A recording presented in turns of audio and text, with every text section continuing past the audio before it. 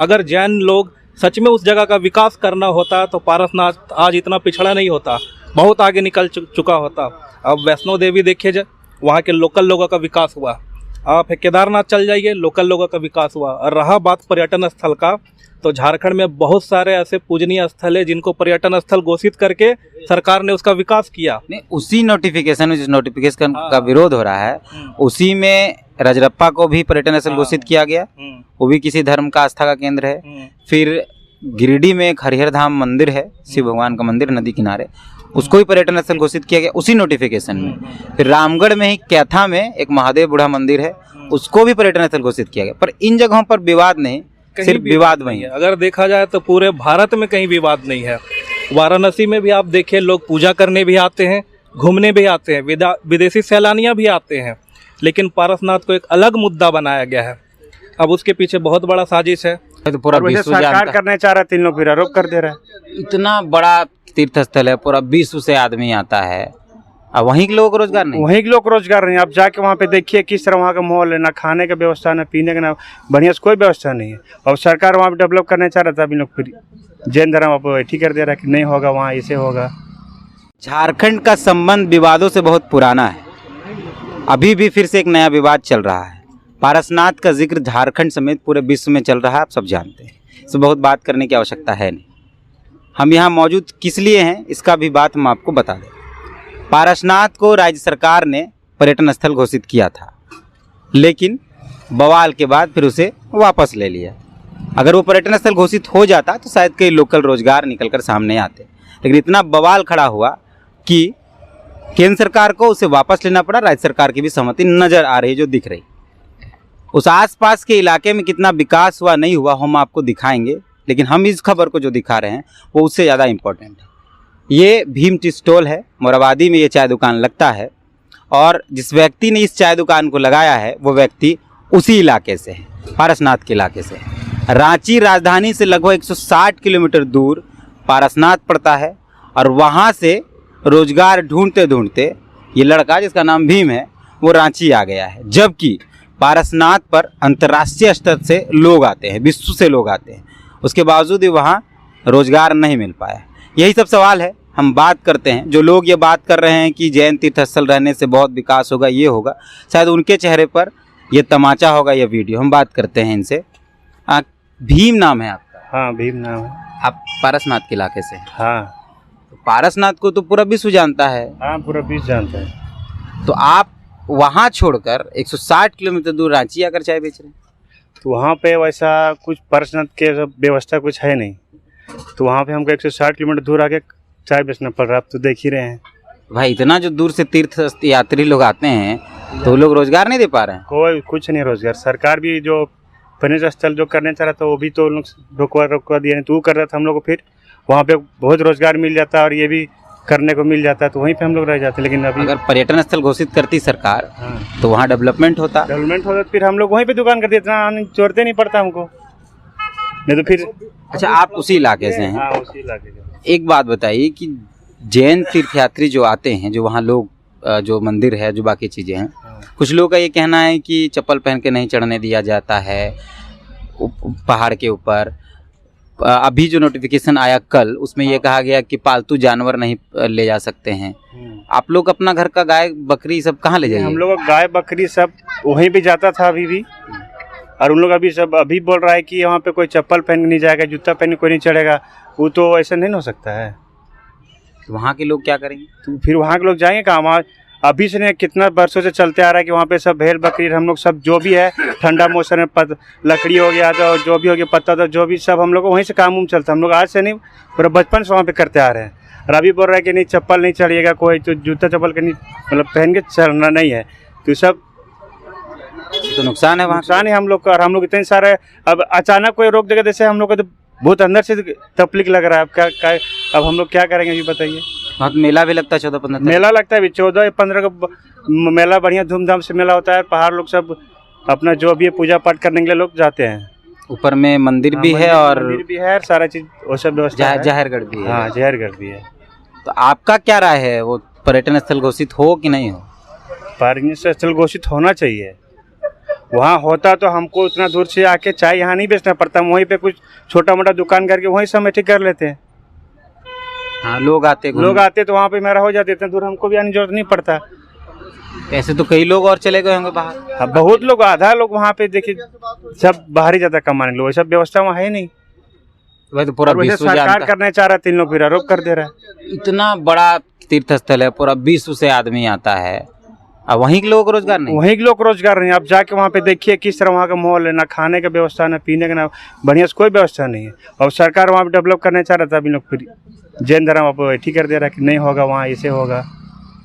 तो ये भीम है और ये पारसनाथ की तलहट्टी में रहते हैं, इनका घर है वहाँ, और वहाँ से ये यहाँ आए हैं रोजगार को लेकर, चाय बेच रहे हैं। एक सवाल बड़ा यह है कि अगर सही में पर्यटन स्थल घोषित होता तो शायद वहाँ कई और चीज़ें होती, कई लोग आना जाना करते, तो शायद ये रोजगार यहाँ आकर नहीं करना पड़ता, वहीं होता। माननीय मुख्यमंत्री हेमंत सोरेन, शायद आपको यह विचार करना चाहिए कि आपके लोग क्या चाहते हैं। जिनका वोट, जेएनयू ने आपको वोट दिया नहीं और वो वोट भी नहीं देंगे, वो प्योर शुद्ध जो भाजपा के हैं, वो भाजपा के वोटर हैं। आपको जो वोट दे रहे हैं आप उनके बारे में सोचिए। और जो भी लोग इस बात को बार बार कहना चाह रहे हैं कि जैन के आने से वहाँ विकास होता है या विकास होगा, वो ज़मीन पर जाकर देखिए कि वहाँ कितना विकास हुआ है। कुछ लोग ये कह रहे हैं कि पहाड़ को संरक्षित किया जाएगा, तो भाई पहाड़ संरक्षित कैसे होता है? पहाड़ का मूल रूप जो रहेगा, अगर आप उसके साथ छेड़छाड़ करेंगे, पहाड़ तो संरक्षित होगा नहीं। वहाँ बड़े बड़े मंदिर बना दिए गए, धर्मशाला बना दिया गया, पहाड़ के ऊपर कंस्ट्रक्शन चल रहा है, सड़कें बना दी गई, तो उसको सड़क बनाने से पहाड़ को नुकसान नहीं होगा? नुकसान बहुत होगा।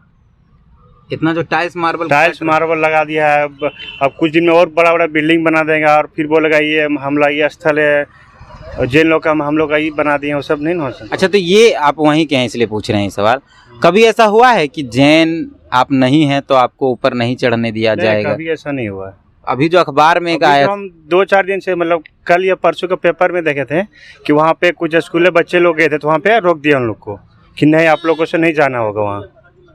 आप जैन हैं तभी जाइए। हाँ, जैन है तभी। इतना तो ऐसे बात नहीं था, आज से 100 साल पहले सब लोग जाते थे, हम लोग आज भी जाते थे। कल या परसों के पेपर देखा मना किया जा रहा है, स्कूल के बच्चे लोग को नहीं घूमना होगा वहाँ, ये है वहाँ ही है। तो सरकार ने तो रोक लगाया कि पालतू पशु भी नहीं ले जाना चराने, तो क्या खिलाइएगा अपना गाय बकरी को? वही हम उससे पूछना चाहते हैं कि हम लोग क्या खिलाएंगे? सब बैल बकरी जितना है सब जंगले जाता है चरने उड़ने, घास जो भी है अपना पला वाला जो चुन के लाते हैं सब वहीं से लाते हैं। अब उसको रोक दिया तो फिर जाएगा कहाँ से? लकड़ी उकड़ी भी लाते थे, लकड़ी ठंडा टाइम में लकड़ी उकड़ा जो भाई सूखा लकड़ी सब लाते थे। अब तो भी बैन, अभी तो भी बैन कर देगा, फिर वो जाएगा कहाँ? अखबार का कटिंग आप स्क्रीन पर देख रहे होंगे। कुछ स्कूलिया बच्चे घूमने जा रहे थे, उनको ये पूछा गया कि आप जैन हैं कि अजैन हैं। अगर आप जैन हैं तो जा सकते, अगर आप अजैन हैं तो आप नहीं जा सकते। उसके बाद ही बवाल हुआ और फिर ये मामला तुल पकड़ते पकड़ते यहाँ तक पहुँचा है। सवाल ये है कि वो पहाड़ किसका है, उस पहाड़ के वजूद के साथ किसका इतिहास जुड़ा है, ये बड़ा सवाल है। विवाद इस पर होना चाहिए, ना कि किसको चढ़ने दिया जाए, किसको ना चढ़ने दिया जाए। एक साथी हैं जो इस टी स्टॉल में चाय पीने आते हैं, यहाँ मौजूद हैं, और ये जो भीम के जिसका आपने इंटरव्यू देखा, इन्होंने ही हमें बताया कि बॉस भीम नाम का एक लड़का पारसनाथ की तलहट्टी का है और यहाँ आकर चाय बेचता, तो लगा कि बात करनी चाहिए। हेमंत नाम है आपका? हाँ, हेमंत नाम है। ये जो विवाद चल रहा है हेमंत कि जैनियों का वो पहाड़ है, जैन वहाँ डेवलपमेंट करेंगे, उनको पहाड़ सौंप दिया जाए, इसको आप कैसे देखते? देखिए, अभी मौजूदा हालात में जो मैंने न्यूज़ पर देखा, जैनियों ने जगह जगह विरोध किया, दुनिया भर का नेशनल न्यूज़ ने उनकी खबर को दिखाया, पर जो लोकल्स है, जो वहाँ जिनका घर है, जो खतियानी है, वहाँ पर जो झारखंडी है, उनके आस्था के बारे में नहीं दिखाया गया। वहाँ पर सिर्फ जैनियों का आस्था का केंद्र नहीं है, वहाँ पे संथालियों का मरंग बुरू है। पहाड़ को मरंग बुरू संथाली बोलते हैं, वहाँ पर संथालियों का पूजा स्थल है। क्या वो पहाड़ उनके लिए नहीं है? क्या वो तीर्थ स्थल उनके लिए नहीं है? सालों साल वहाँ पर लोग जाते हैं, जमा होते हैं, बैसाख के समय में जमा होते हैं। अभी बहुत बड़ा वहाँ पर टूसू मेला लगने वाला है 14-15 तारीख को, जिसमें 2 लाख 3 लाख से ज़्यादा लोग जमा होते हैं। मुख्यमंत्री हर साल जाते हैं, 2-2 बार। जो आज की उस तत्कालीन राज्यपाल, जो आज की राष्ट्रपति है द्रौपदी मुर्मू जी, वो जा चुकी है उस जगह पर। तो उनको भी देखना चाहिए ना। अगर जैनियों का बात करें तो वहाँ पर कितने जैन लोग हैं। नहीं, उनका जो मंदिर है उसमें दिया बाती करने के लिए भी जैन नहीं पहुंचते हैं। दिया बाती के लिए भी जैन नहीं करते, लोकल लोग हैं, उनको पैसा देके क्या हाँ उनको पैसा दे के वो दिया जलाते, देखभाल कर रहे हैं उनके लिए। अगर बात किया जाए, वो लोग आते हैं, वो लोग तो बोलते हैं कि हम तीर्थ के नाम पर आए हैं, लेकिन वो पैदल तक नहीं चढ़ते हैं। उनको लोकल लोग डोली कंधा करके उनको ऊपर तक कराते। तो ये कैसा तीर्थ है भाई कि आप तीर्थ करने आए हैं और कंधे पे बैठ के ऊपर तक जा रहे हैं। और ये लोग बोलते हैं हम विकास करेंगे, पहाड़ का ये करेंगे। विकास के नाम पे क्या कर दिया? आप देखिएगा, वहाँ जाइएगा, एक स्कूल तक नहीं है। आश्रम के नाम पर जमीन लिया और कंक्रीट का जंगल बिछा दिया है। आश्रम के अंदर कॉलोनियाँ बना दिया गया है, रिजॉर्ट बन रहे हैं बड़े बड़े लोगों के लिए। तो वो रिजॉर्ट में जाएगा कौन? उनसे कमाएगा कौन? अगर जैन लोग सच में उस जगह का विकास करना होता तो पारसनाथ आज इतना पिछड़ा नहीं होता, बहुत आगे निकल चुका होता। अब वैष्णो देवी देखिए, वहाँ के लोकल लोगों का विकास हुआ।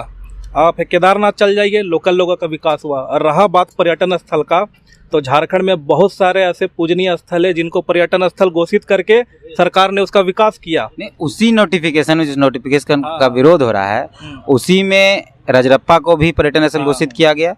वो भी किसी धर्म का आस्था का केंद्र है। फिर गिरिडीह में एक हरिहर धाम मंदिर है, शिव भगवान का मंदिर नदी किनारे, उसको भी पर्यटन स्थल घोषित किया गया उसी नोटिफिकेशन में। फिर रामगढ़ में ही कैथा में एक महादेव बूढ़ा मंदिर है, उसको भी पर्यटन स्थल घोषित किया गया। पर इन जगहों पर विवाद नहीं, सिर्फ विवाद वही है। अगर देखा जाए तो पूरे भारत में कहीं विवाद नहीं है। वाराणसी में भी आप देखिए, लोग पूजा करने भी आते हैं, घूमने भी आते हैं, विदेशी सैलानियाँ भी आते हैं। लेकिन पारसनाथ को एक अलग मुद्दा बनाया गया है। अब उसके पीछे बहुत बड़ा साजिश है। जैसे अभी लोकल लोगों का आक्रोश देख रहा हूँ, डेली सोशल मीडिया पर देखता हूँ, तो वहाँ के लोकल लोग लिख रहे हैं कि ये लोग पर्यटन स्थल इसलिए नहीं बनना देना चाहते हैं ताकि वो लोग उस जगह को अपने अधीन करके वहाँ पे अपने हिसाब से काम करें और अपना रोजगार का लोग व्यवस्था करें। हाँ, पर्यटन स्थल होगा तो सब कुछ सरकारी देख रेख में होगा। अभी तो तीर्थ स्थल है, सब वो देख रेख कर रहे हैं। जितना होटल धर्मशाला खुल रहा है, कोई GST का मामला है कि नहीं पता नहीं, लेकिन सरकार फिर डेटा लेगी। तो एक लगता है ये एंगल भी है। हाँ, आज सुबह सुबह जैसे सरकार का मैंने वो जो नोटिस आया केंद्र सरकार का वो पढ़ा, उसमें लिखा है कि आप पालतू जानवर लेकर नहीं जा सकते। तो अब पालतू जानवर, वहाँ का लोकल लोगों का पालतू जानवर क्या है? भेड़ है, बकरी है, गाय है। वो लोग उसी जंगल पे चरा कर ही उसका एकदम पालन पोषण करते थे। वो लोग किधर चराने को लेकर जाएंगे? दूसरी बात लिखा है कि आप जूता चप्पल पहन के नहीं जा सकते हैं। तीसरा लिखा है आप ट्रैकिंग पर नहीं जा सकते हैं, अनाधिकृत ट्रैकिंग पर नहीं। इसका मतलब है कि लोकल लोगों को अगर हर दिन पहाड़ चढ़ना होगा तो हर दिन उन्हें तीर्थ यात्री बनकर जाना पड़ेगा, पूजा करने जाना पड़ेगा। वो अपने कामों से उस पहाड़ पर नहीं जा सकते। वो कहाँ जाएंगे? उनका पूछेगा भी कहाँ जा रहे हैं। हाँ, जैसे बच्चों का वो खबर था कि स्कूली बच्चे गए तो उनसे पूछा गया आप जैन हो कि अजैन हो। बच्चों ने कहा कि हम अजैन हैं, तो उनको वहाँ जाने नहीं दिया गया, जिसको लेकर 28 तारीख को विवाद हुआ। तो दैनिक भास्कर पर खबर ने उसको छापा था। तो इसी तरह आज बच्चों को रोका गया, कल लोकल लोगों को रोका जाएगा, और इसी तरह से पता नहीं और क्या क्या होगा उस जगह पर। मुख्यमंत्री ने अपने पत्र में कहीं जिक्र नहीं किया कि उसको हार में मारांग गुरु भी है। मुख्यमंत्री का स्टेटमेंट देखकर लगा कि मुख्यमंत्री झारखंड के लोगों का नहीं देखते हैं, वो खाली न्यूज़ मीडिया देखते हैं। नेशनल मीडिया के प्राइम टाइम में जो चल जाता है उन्हीं के हिसाब से वो फैसला करते हैं। उन्हें झारखंड के लोगों की जानकारी नहीं है। अगर उन्हें झारखंड के लोगों के बारे में पता होता तो वहाँ के बारे में भी बताते। वो एक संथाली समाज से है और संथाली समाज का वहाँ पे मरंग बुरु है, लेकिन मुख्यमंत्री ने उसका एक जिक्र तक नहीं किया। उन्होंने संथाली लोगों की आस्था का ख्याल तक नहीं रखा और केंद्र को लेटर लिखकर अपने हिसाब से उन्होंने फैसला सुना दिया, जो कि सरासर गलत है। हेमंत सोरेन को इस पर विचार करना चाहिए। तो ये युवा हेमंत हैं और हेमंत ने हमें सूचना दी थी कि भीम जो पारसनाथ की तलहटी से आते हैं, जहाँ विवाद चल रहा है और यहाँ वो चाय बेचते हैं। सोच लीजिए कि जिस तीर्थ स्थल पर इतना विवाद है, जिस तीर्थ स्थल को विश्व स्तर का तीर्थ स्थल माना जाता है, वहाँ के लोग, वहाँ के जो स्थानीय लोग हैं, वो रोजगार के लिए 160 किलोमीटर दूर आए हैं रोजगार की तलाश में। बाकी हम हैं ऐसे इसी मुद्दे पर कई और तरीके के कई और लोगों की बातचीत हम आपको दिखाएंगे जो है।